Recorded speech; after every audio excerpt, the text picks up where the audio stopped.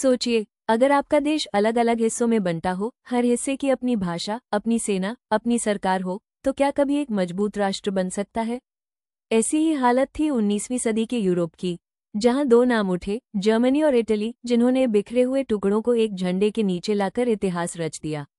Next topic, Bismarck का सपना। Germany एक करने की चाल। एक समय था जब जर्मनी नाम का कोई देश नहीं था। वहां थे 39 छोटे छोटे राज्य, जिन्हें मिलाकर कहा जाता था जर्मन कन्फेडरेशन। इन सबके बीच सबसे ताकतवर राज्य था प्रशा।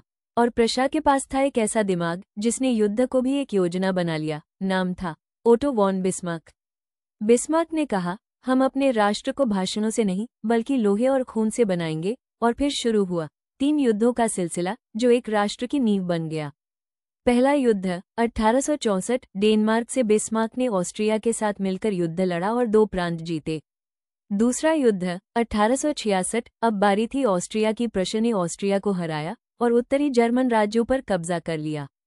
तीसरा युद्ध 1870। फ्रांस से फ्रांस को हराकर बिस्मार्क ने दक्षिणी जर्मन राज्य भी अपने साथ मिला लिए। और फिर आया ऐतिहासिक दिन 18 जनवरी 1871। वर्साई के शानदार महल में काइजर विल्हेल्म को जर्मनी का सम्राट घोषित किया गया। जर्मनी अब एक था, लोहे की तरह मजबूत और इतिहास में दर्ज, बिस्मार्क के नाम से। नेक्स्ट टॉपिक, एक और सपना। इटली का संघर्ष। दूसरी ओर था इटली, जो न सिर्फ बंटा हुआ था बल्कि उस पर अलग अलग देशों का राज भी था, कहीं फ्रांस, कहीं ऑस्ट्रिया और कहीं चच की सत्ता। लेकिन इस बिखरे इटली में एक सपना देखा गया। एक युवा नेता ने कहा, हम सब इटालियन हैं, हमें एक राष्ट्र बनना है। इस युवा का नाम था जुसेप्पे मैत्सीनी। उसने 1830 में युवा इटली, यंग इटली नाम से आंदोलन चलाया। लेकिन सिर्फ जोश से देश नहीं बनते, जरूरत होती है होश और रणनीति की। और यहाँ आए कवो, इटली के प्रधानमंत्री, एक चतुर कूटनीतिज्ञ। कैवूर ने फ्रांस के साथ मिलकर उत्तर इटली को आजाद कराया। अब बारी थी दक्षिण की।